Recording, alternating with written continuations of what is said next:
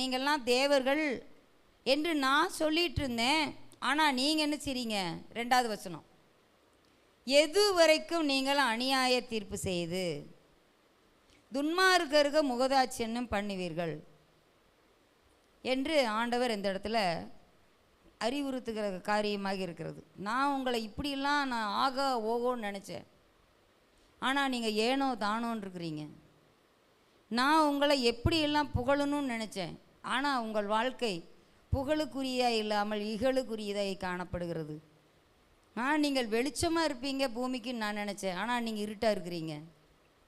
நீங்கள் முன்மாதிரியாக இருப்பீங்கன்னு நினச்சேன், ஆனால் நீங்கள் ஒரு மாதிரியாக இருக்கிறீங்க அப்படின்னு சொல்லிட்டு ஆண்டவர் அதை பார்த்துட்டு, எது வரைக்கும் நீங்கள் அநியாய தீர்ப்பு செய்வீங்க? நான் என்னுடைய நீதி நியாயங்கள்லாம் நியாயமானவைகள், கர்த்தருடைய வார்த்தைகள் சுத்தமானவைகள், அவள் தேனிலும் தேன்கூட்டிலிருந்து ஒழுகும் தெளி தேனிலும் மதுரமாய் இருக்கிறது, அவைகளில் கலப்படம் காணப்படுவது இல்லை. ஆனால் உங்களுடைய நீதி நியாயங்களிலோ பரிதானம் வாங்கி கொண்டும் முக தாட்சண்யம் பார்த்து கொண்டும் என்ன செய்கிறீர்கள்?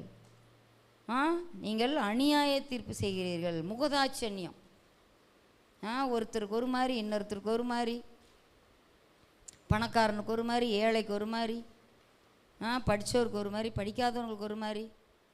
ஏழைகள் தவறே செய்யலைனால அவங்களுக்கு என்ன செய்கிறாங்க? குற்றவாளிகளாக தீர்க்கிறார்கள். எவ்வளோ பெரிய குற்றங்கள் செய்திருந்தாலும் அவங்ககிட்ட பணபலம் இருந்தால் என்ன செஞ்சிடறான்? பணம் பத்தும் செய்யும், பணம் பாதாளம் வரைக்கும் பாயும், பணம் எல்லாவற்றுக்கும் உதவும் என்று சொல்லி பணத்தினாலே பிணத்தையும் கூட விலைக்கு வாங்குகிற கூட்டமாக இந்த உலகம் காணப்படுகிறது. அப்படிப்பட்ட இந்த இடத்துல சொல்கிறாரு 3-4 வசனங்கள், ஏழைக்கும் திக்கற்ற பிள்ளைக்கும் நியாயம் செய்து சிறுமைப்பட்டவனுக்கும் திக்கற்றவனுக்கும் நீதி செய்யுங்கள், பலவீனனையும் எளியவனையும் விடுவித்து துன்மார்க்கரின் கைக்கு அவர்களை தப்புவியுங்கள். இதுதான் சொல்லக்கூடிய கட்டளை. இதுவரைக்கும் நீங்கள் இப்படி இருந்தீங்கப்பா, இனிமேல் நீங்கள் என்ன செய்யுங்க? இந்த காரியத்தை நீங்கள் செய்யணும்.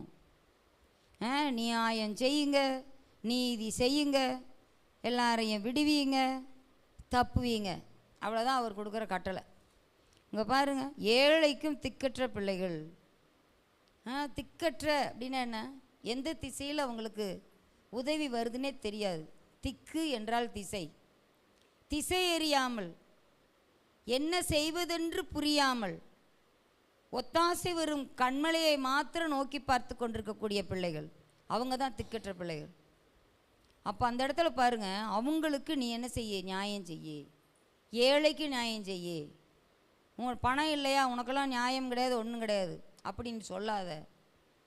சிறுமைப்பட்டவன் திக்கற்றவன், சிறுமைப்பட்டவன் என்னென்ன? உலகத்தில் எல்லாராலும் ஒதுக்கப்பட்டவங்க, சிறுமை, தலை குனிவு, அப்படிப்பட்ட ஒரு சூழ்நிலை தான் சிறுமைப்பட்ட ஒரு நிலை. அதே போல் பாருங்கள், திக்கற்ற பிள்ளைகள் அவங்களுக்கு மட்டும் இல்லை, திக்கற்றவனுக்கும், பெரியவர்களாக இருந்தாலும் சரி, ஒன்றுமே இல்லாத யாரும் இல்லாத சின்ன குழந்தைகளாக இருந்தாலும் சரி, அநாத பிள்ளைகள், அநாதைகள், முதியோர்கள், எல்லாருக்கும் நீங்கள் என்ன செய்யுங்க? நீதி செய்யுங்க.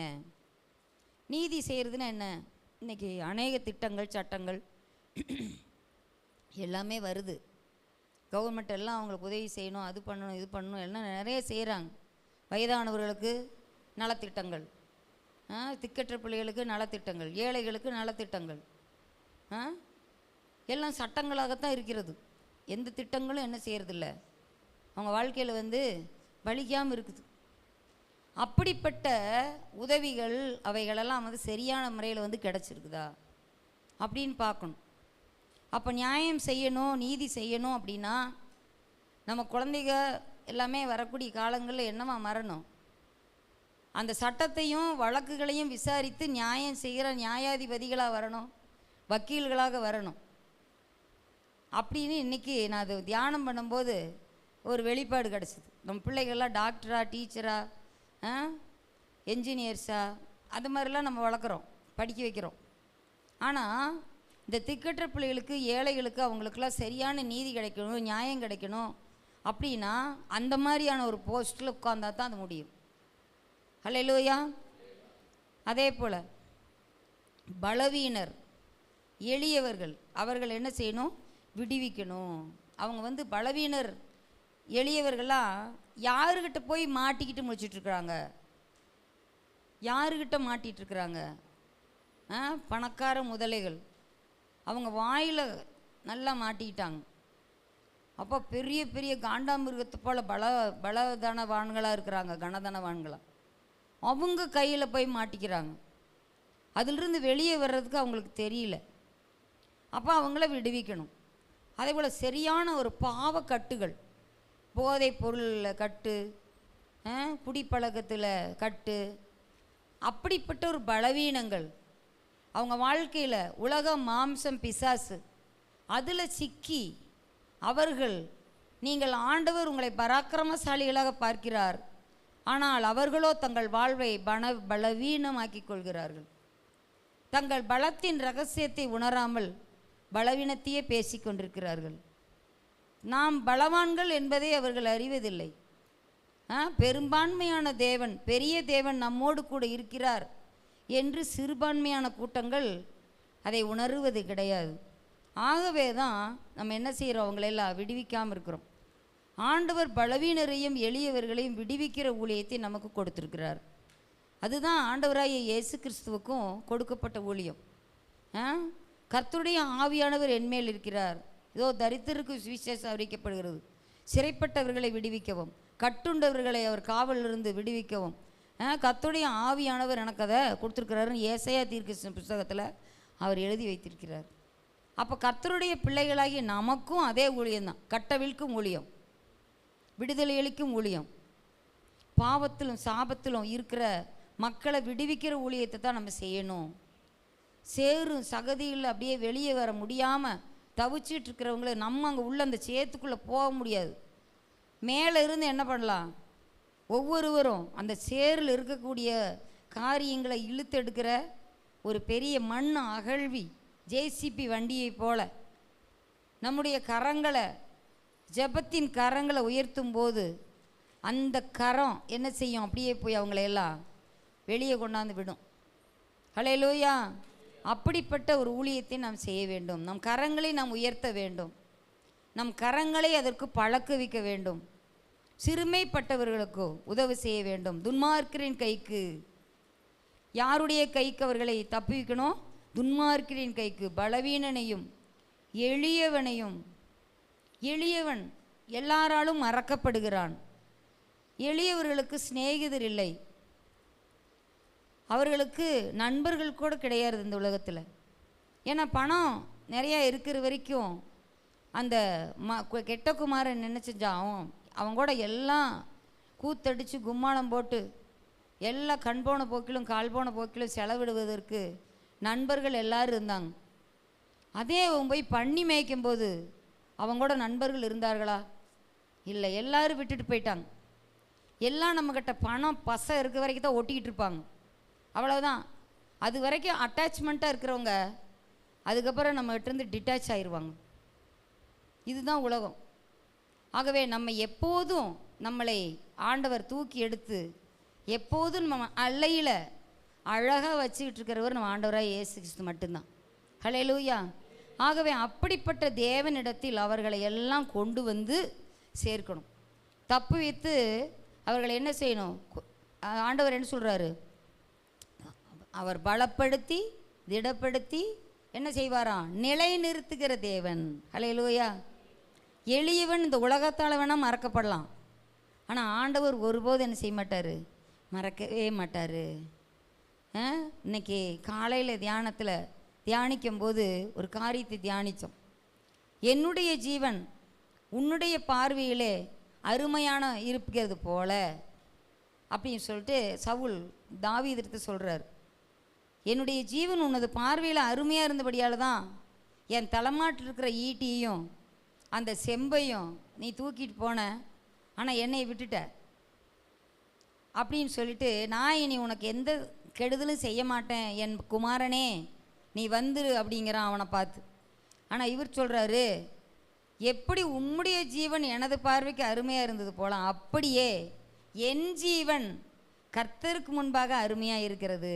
ஆகவே எனக்கு எந்த தீங்கு யார் செய்தாலும் செய்ய முடியாது அப்படின்னு சொல்கிறான். ஹல்லேலூயா! எவ்வளோ அழகான ஒரு சாட்சி பார்த்தீங்களா?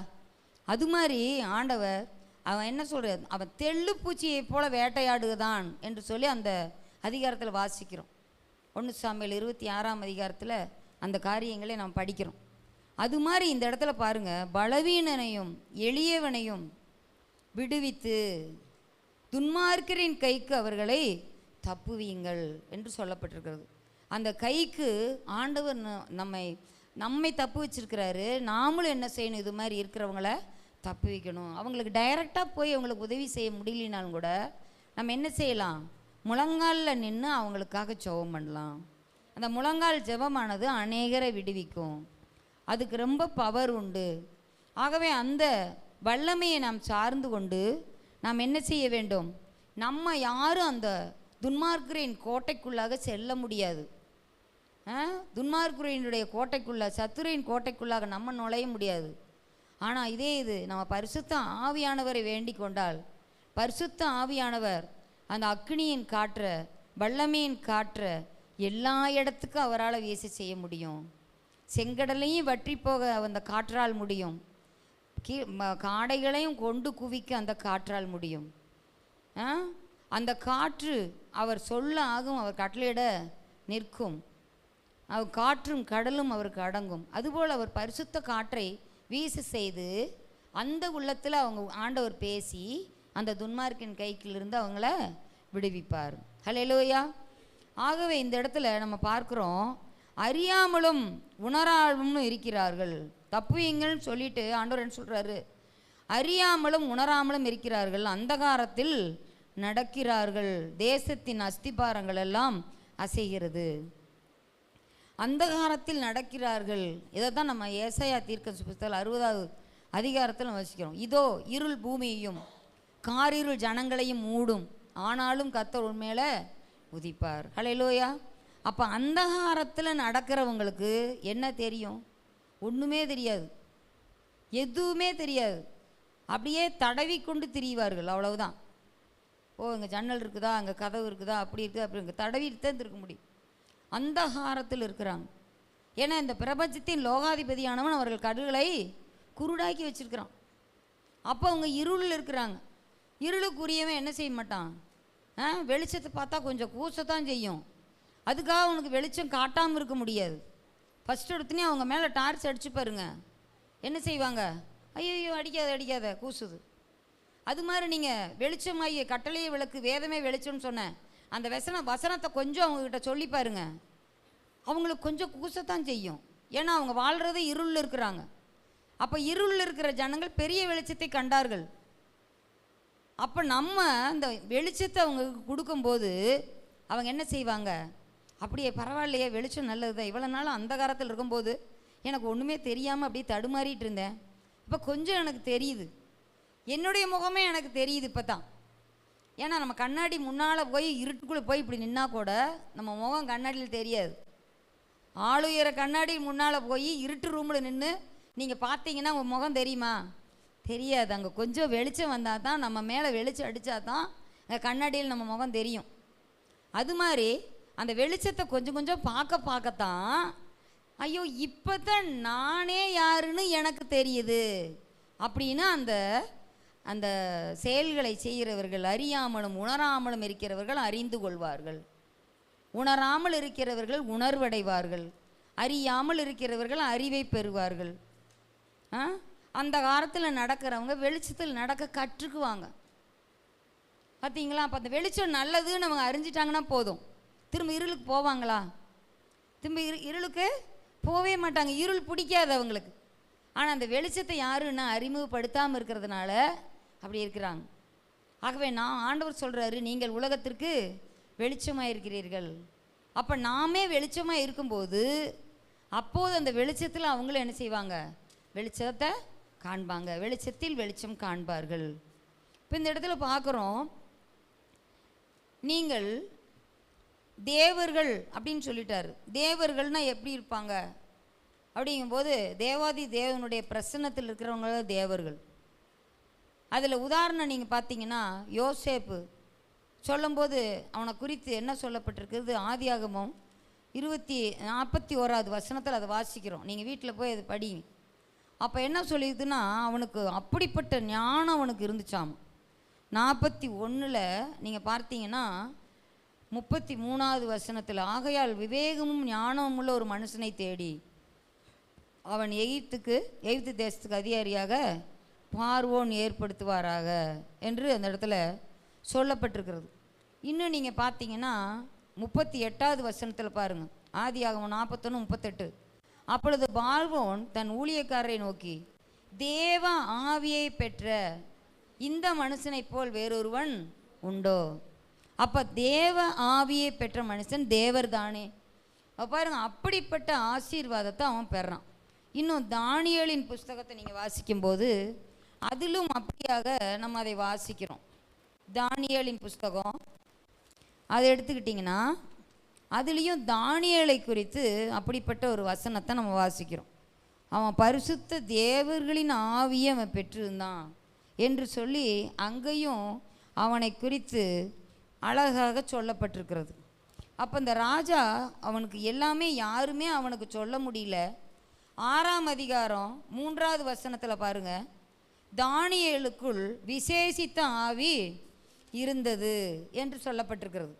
அடுத்து பார்த்தீங்கன்னா இன்னும் பின்னால் நம்ம பார்க்குற போது அவனுக்கு பரிசுத்த தேவர்களின் ஆவியும் அவன் பெற்றிருந்தான் என்று சொல்லி அந்த தானியேலை குறித்து சொல்லப்பட்டிருக்கிறது. நம்ம தேசத்தில் ஒருவன் இருக்கிறான், அவன் பரிசுத்த தேவர்களின் ஆவியை பெற்றிருக்கிறான் அப்படின்னு சொல்லிட்டு சொல்லப்பட்டிருக்கான். 5ஆம் அதிகாரம் 11வது வசனத்தில் வாசிங்க, உம்முடைய ராஜ்யத்திலே ஒரு புருஷன் இருக்கிறான், அவனுக்குள் பரிசுத்த தேவர்களுடைய ஆவி இருக்கிறது. அப்போது ஆண்டவர் நம்மை தேவர் என்று எப்போது சொல்லுவார் என்றால், நாம் பரிசுத்த தேவனுடைய ஆவியை எப்போது பெறுகிறோமோ அப்போது தான் நாமளும் என்னாவோம், தேவர்களாக இருப்போம். நான் உங்களை தேவர்கள் என்றேன் அப்படின்னு ஆண்டவர் அப்போ தான் சொல்ல முடியும். நம்ம அது வரைக்கும் நம்ம தேவர்கள் கிடையாது. பரிசுத்த தேவனின் ஆவியை, விசேஷித்த ஆவியை நம்ம என்னைக்கு நம்ம பெற்று நம்ம வாழ்கிறோமோ அப்போது ஆண்டவர் நம்மை பார்த்து தேவர்கள் என்றும் உன்னதமானவரின் மக்கள் என்றும் சொல்லியிருந்தார். நம்ம எல்லாம் ஆண்டவர் சுவிகார புத்திரர்களாக மாற்றியிருக்கிறார். அப்பா பிதாவே என்று சொல்லக்கூடிய புத்திர சுவிகாரத்தின் ஆவியை கொடுத்திருக்கிறார். ஹல்லேலூயா. ஆகவே அதையெல்லாம் நம்ம உணர்ந்து பார்த்து தேசத்தின் அஸ்திபாரங்களெல்லாம் அசைகிறது. ஆகவே நாமும் என்ன செய்யணும், நம்ம இருக்கிற இடத்துலேருந்து கொஞ்சம் அசைஞ்சு போய் ஊழியத்தை செய்யணும். ஹல்லேலூயா. நம்ம அப்படியே உட்காந்துட்டோம்னா இன்னும் அது ரொம்ப மோசமாக போயிடும். ஆகவே நாம் சென்று அந்த காலத்தில் இருக்கிற ஜனங்களுக்கு ஒளியை காட்ட வேண்டும். பாட்டு மட்டும் பாடுறோம், வல்லமே ஆவியானவர் எனக்குள் வந்து விட்டார்னு, நான் உலகத்துக்கே டார்ச் அடிப்பேன் அப்படின்னு. ஆகவே நம்ம டார்ச் அடிப்பேன்னு வீட்டுக்குள்ளேயே டார்ச்சு செல்லு போடாமல் வச்சுக்கிட்டே இருந்தால் எப்படி டார்ச் எரியும்? அதுக்கு முதல்ல செல்லு சார்ஜ் போடணும். அப்போ நம்ம அறையில் என்ன செய்யணும், நம்மளை சார்ஜ் ஏற்றணும். ஆண்டவர்கிட்ட அந்த ரங்கத்தில் இருக்கிற தேவனிடத்தில் அறை வீட்டுக்குள்ளாக நம்ம ஜெபம் பண்ணிவிட்டு அதுக்கப்புறம் என்ன செய்யணும், வீடுகளில் பிரசித்தம் பண்ணணும். அப்படி நம்ம போகும்போது ஆண்டவர் என்ன செய்வார், அங்கே ஒரு பெரிய ஒரு அசைவை கட்டளையிடுவார். ஹல்லேலூயா. அப்போ அசைஞ்சு போய்கிட்டு இருக்கிறதுல என்ன செய்யும், அங்கங்கே ஆடி அசைஞ்சு கடைசியில் ஒரு இடத்துல நிலைவரமாக நிற்கும். அது வரைக்கும் அவங்க என்ன செய்கிறது ஏது பண்ணுறதுன்னு ஒன்றும் தெரியாது.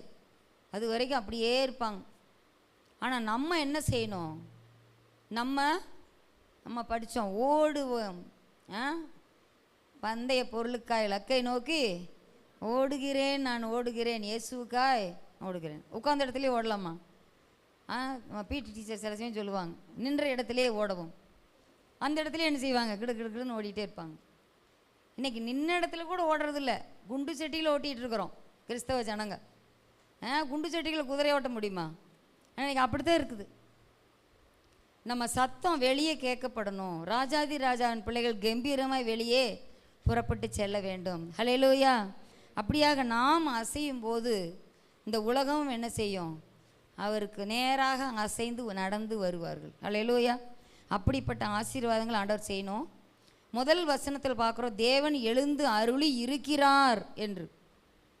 கடைசி வசனம் பாருங்க, தேவனே எழுந்தருளும், பூமிக்கு நியாய தீர்ப்பு செய்யும். இது எதை குறிக்கிறது?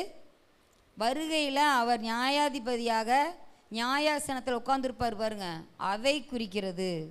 இப்போ எழுந்திருக்கிறாரு, எல்லாரையும் சீர்படுத்த ஸ்திரப்படுத்த, பலவீனரை தேற்றுங்கள், அவங்களுக்கு நேரப்படுத்துங்க, இவங்களுக்கு நியாயம் செய்யுங்க, அவங்கள விடுவீங்க அப்படின்னு எல்லாம் நம்மக்கிட்ட என்ன செய்கிறாரு? அப்படி அப்படியே சின்ன சின்ன கட்டளை, போய் அவங்களுக்கு நீ உதவி செய்ய, நீ இவங்களுக்கு போய் பண்ணு, அந்த ஊழியத்தை இப்போ பண்ணிகிட்ருக்கிறார், நியாயம் செய்ய அப்படின்னு. ஆனால் அப்போ என்ன செய்வாராம்? நீதியாய் ஒரே நியாய தீர்ப்பு. அந்த இடத்துல எல்லாரும் நிற்பாங்க. நீரே சகல ஜாதிகளையும் சுதந்திரமாக கொண்டிருப்பவர். அப்போ 800 கோடி ஜனங்களும் ஆண்டவருக்கு முன்பாக நின்னே ஆகணும். எதுவும் மலையோ குன்றோ எதுவும் அவங்கள மறைக்க முடியாது, அவைகளின் மறைவில் ஒளிய முடியாது. இன்றைக்கி எனக்கு நிறைய பணம் இருக்குது, இத்தனை கோடி பணம் இருக்குதுன்னு பணத்தில் மறைஞ்சிருக்கிறாங்க அநேகர். என்னை இந்த இதிலிருந்து யார் என்னை என்ன செய்ய முடியும் அப்படின்னு. அதெல்லாம் எதுவும் பண்ண முடியாது, எல்லாம் மாயை. அத்தனை ஓடி போய் கடலில் விழுந்துடும். எங்கே நம்ம ஒளியறது? இமயமலையே போய் பசிபிக் பெருங்கடலில் போய் விழுந்துடும்.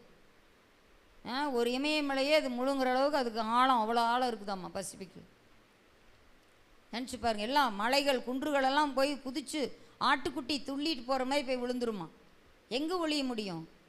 அதை தான் சொல்கிறாங்க, ஆட்டுக்குட்டியானவருக்கு முன்பால் எங்களால் நிற்க முடியவில்லையே, அவரை குத்தினவர்களும் அவரை காண்பார்கள். அப்போ எல்லா ஜனங்களும் அவர் சுதந்திரம், பூமியும் அது நிறைவும் அதில் உள்ள குடிகளும் கர்த்தருடையது. ஆகவே எல்லாரும் அங்கே நிற்பாங்க. அப்போ தான் சொல்லியிருக்கிறார், நீ 22 வெளிப்படுத்தல் 22:12, அவனவனுக்கு நான் அளிக்கும் பலன் என்னோடு கூட வருகிறது. அப்போ தான் தெரியும். நம்மளுடைய சிடி போட்டு விடுவார் ஆண்டவர், எல்லாம் தெரியும். ஒவ்வொருத்தருக்கா முன்னால் ஒருத்தர் நின்னாங்கன்னா அவனை பற்றி எல்லாம் தெரியும். அப்படி ஆண்டவர் அத்தனையும் ரெக்கார்ட் பண்ணி வச்சுருக்கிறார். நம்மளாம் அந்த ஃபோனில் வச்சோம்னா ஸ்டோரேஜ் ஆயிடுச்சு, இன்னும் கொஞ்சம் எதையாவது ஒன்று டெலீட் பண்ணுங்கம்பாங்க. ஆண்டவருடைய ஸ்டோரேஜில் அப்படிலாம் எதுவுமே டெலீட் பண்ண வேண்டிய அவசியமெல்லாம் இல்லை. எவ்வளோ நாள் ஒவ்வொருத்தருக்கும் ஒவ்வொரு ஃபோல்டர் வச்சுருப்பார். எனக்கு ஒரு ஃபோல்டர் வச்சுருப்பார், உங்களுக்கு ஒரு ஃபோல்டர், எல்லாத்துக்கும் ஒரு ஃபோல்டர் இருக்கும். அதுக்கெல்லாம் எந்த வைரஸும் தாக்காது. எப்போதும் நினச்சிருக்கோம், அந்த நியாயத்தீர்ப்பு கொடுக்குற வரைக்கே அது அப்படியே அதே இடத்துலையே இருக்கும். அப்போ எல்லாருக்கும் அவனவனுக்கு தக்க தண்டனை, எல்லாம் சகலமும் அவருக்கு முன்பாக வெளியரங்கமாக இருக்கும். இல்லை நான்லாம் அப்படி செய்யலை, இங்கே வேணால் யாருக்கு சொல்லிக்கலாம், பாஸ்டர் சொல்லலாம், அப்பா அம்மாட்ட ஏமாற்றலாம், டீச்சர்ஸ்கிட்ட ஏமாற்றலாம், எல்லாத்துட்டையும் ஏமாற்றலாம். ஆனால் ஆண்டவர்கிட்ட என்ன செய்ய முடியாது? அவர் எதுவுமே பேச மாட்டார், சிடி தான் போட்டு காட்டுவார். இப்போ போடப்பா, அதை தட்டி விடு, அந்த ஃபைலை, அவ்வளோதான், எல்லாம் வரும். இப்போ பார்த்து அப்படியே இருக்க வேண்டியதுதான். இது வரைக்கும் நம்ம இப்போ பிறந்ததுலேருந்து ஒரு குழந்தை குவா குவான்னு கத்துது பாருங்க, அந்த சத்தத்திலிருந்து இது வரைக்கும் எனக்கு இப்போ 60 வயசு ஆக போகுது. இந்த வயசு வரைக்கும் நான் இப்போ பேசிகிட்டு இருக்கிற அத்தனை வார்த்தைகளையும் நம்ம கேதர் பண்ணுறோன்னா அந்த விண்வெளியில் நம்ம கேதர் பண்ணிடலாம். என் சத்தத்தை நான் பிறந்த அழுதுலேருந்து இப்போ நான் பேசிகிட்டு இருக்கிற வரைக்கும் நம்ம அந்த அயனோஸ்பியர்லேருந்து நம்ம எடுக்கலாம். அந்தளவுக்கு டெக்னாலஜி வந்துருச்சு. அதனால தான் சொல்கிறாங்க, நம்ம பேசுகிற வார்த்தை ஒன்று ஒன்று கவனமாக பேசு. இல்லையே அவர் அப்படி பேசலை. நான் பசங்களுக்கு சொல்லுவேன் ஸ்கூலில், கெட்ட வார்த்தையெல்லாம் பேசிட்டான்னு வைங்க, அவள் கெட்ட வார்த்தை பேசினான்னு இப்போ சொல்கிறதே இல்லை. ஏன்டா இப்படி கேட்ட வார்த்தையை பேசுகிற? ஏன்னா அவன் யார்கிட்ட கேட்டுங்க பேசுகிறான், தாத்தா பாட்டி சித்தப்பா பெரியப்பா அவங்கெல்லாம் பேசுகிறத கேட்டுட்டு இங்கே பேசுகிறான். ஏன் கேட்ட வார்த்தையெல்லாம் இங்கே பேசுகிற? பேசாது அப்படின்னு சொன்னான். இல்லைங்க டீச்சர், பேசவே இல்லை. நான் உன்கிட்ட போட்டுமா நீ பேசின சத்தத்தை இது வரைக்கும் என்னென்னு இருக்குது அதெல்லாம் போட்டு காட்டுறேன், பயந்துக்குவான். அதனால் நீ பேசுகிறத குறித்து ஜாக்கிரதையாக இரு அப்படின்னு. அப்போ ஆண்டவர் இந்த நியாயஸ்தானத்தில் உட்கார்ந்துருக்கும்போது நம்ம ரொம்ப கவனமாக இருக்கணும். இந்த ரகசியங்கள்லாம் நமக்கு தெரியாமல் இருக்குது. நான் பேசுகிறது யாருக்கு தெரியும்? நான் வீட்டில் மனம் பதறி பேசுனது சபைக்கு தெரியுமா? தெரியாதில்ல. இங்கே நான் தோத்துறோம், அல்லேலியா, கையை உயர்த்துறேன், காலை ஊற்றுறேன், அதுதான் செய்கிறேன். ஆனால் வீட்டில் நான் என்னென்னலாம் பண்ணினேன், எப்படி கோபமாக பேசினேன், எப்படி மூஞ்ச காமிச்சேன், எப்படி கோவப்பட்டேன், எப்படி வைராக்கியம் பாருட்டுன்னு அதெல்லாம் நினச்சி பாருங்கள். அந்த முகத்தையெல்லாம் கொஞ்சம் ஃபோட்டோ எடுத்து வைங்க. செல்ஃபி எடுக்கும்போது அழகாக சிரிச்சுக்கிட்டு ஃபோட்டோ எடுக்கிறோம். ஆனால் நீங்கள் கோவப்படும் போது ஒரு ஃபோட்டோ எடுத்து போயிங்க. நீ கோவப்படும் போது பேசுகிறீங்கள, அதை போய் கண்ணாடி முன்னால் நின்று கத்தி பாருங்க, உங்கள் மூஞ்சை பார்த்தா பேய் மாதிரி இருக்கும். அப்புறம் பேசவே மாட்டோம். அதனால் இதையெல்லாம் நம்ம வந்து சீர்தூக்கி பார்த்தோம்னாவே நம்ம நல்லா திருந்திடலாம். அப்போ இப்போ நம்ம என்ன சொல்லணும், நீங்கள் தேவர்கள் அப்படின்னு ஆண்டவர் சொல்கிறார். தேவர்கள்லாம் அழகாக இருப்பாங்க. நம்ம அழகு எதில் தெரியுது பார்க்கணும். நீங்கள் எல்லாரும் உன்னதமானவரின் மக்கள். நான் ஆனந்தராஜையா கேரேனாப்புக்கு அவங்களுடைய பிள்ளை அப்படின்னு நம்ம சொன்னாலும், உலகத்தில் நம்ம ஆதார் கார்டு இன்னார் என்னவருடைய மனைவி இவங்களுடைய பிள்ளைகள் அப்படின்னு சொன்னாலும், நம் அனைவரும் யாருடைய மக்கள்? உன்னதமானவரின் மக்கள். பார்த்தீங்களா? மக்களும் நாங்கள் தான், மகராச மக்களும் நாங்கள் தான். எங்கள் அப்பா எங்களுக்கு ஒரு பாட்டு சொல்லி தந்துருக்குறாங்க சின்ன வயசில். அது மாதிரி நம்ம மகராச மக்கள் நாம தான். அப்போ எப்படி இருக்கணும்? ராஜா பிள்ளைகள்னா சும்மா தேவையில்லாத சில்லற மேட்டருக்கெல்லாம் போய் தலையிடுவானா ராஜா பிள்ளை? தலையிட மாட்டாங்க. அது மாதிரி நம்ம பரலோக ராஜாவுடைய பிள்ளைகள்னா அவருக்கேற்ற சிந்தனைகள் தான் நம்மக்கிட்ட இருக்கணும். ஹல்லேலூயா. அப்போ பாருங்க, இந்த இடத்துல ஆனாலும் நீங்கள் மனுஷரை போல செத்து, நீங்கள் தேவர்கள்னு சொல்லிட்டா, ஆனால் நீங்கள் மனுஷனை போல் என்ன செய்கிறீங்க? பாவத்தில் உங்கள் ஆத்துமா என்ன செஞ்சிருது? செத்து போயிடுது. மனுஷரை போல செத்து. நம்ம மனுஷங்க தானே. ஆனால் இந்த இடத்துல என்ன சொல்லியிருக்கு பாருங்க, பரிசுத்த தேவர்களின் கூட்டத்தில் நம்ம வந்துட்டோம்னா நம்ம மனுஷனே இல்லையாம். தேவதாசர்கள், தேவ பிரியர்கள், நேசருக்கு பிரியமானவர் பிரியமானவள், நான் உத்தமி, நான் ஒரு புறா அப்படின்னு நம்ம பேரெல்லாம் அப்படி மாற்றிடணும். புரியுதுங்களா? நம்ம மனுஷரை போல சேர்த்து லோக பிரபுக்களில் ஒருவனை போல விழுந்து போவீர்கள் அப்படின்னு இந்த இடத்த சொல்கிறார். நம்ம எப்போ விழுந்து போவோமா? ஆண்டவருக்கு பிரியமில்லாத காரியங்களை செய்யும் போது விழுந்து போவோம். ஆனால் நீதியாய் நியாயம் தீர்த்து மக்களை அவர் நேசிக்கிற மாதிரி எல்லாரையும் நேசித்து அவர்களுக்கு நீதி செய்து அவர்களை விடுவித்து அவர்களுக்கு நியாயம் விசாரித்து தேவர்களை போல் நம்ம நடந்துக்கிட்டோம்னா தேவனோடு என்றென்றும் வாழ்வோம். கர்த்தர் தாமே இந்த வசனங்கள் நம்ம ஆசீர்வதிப்பார்.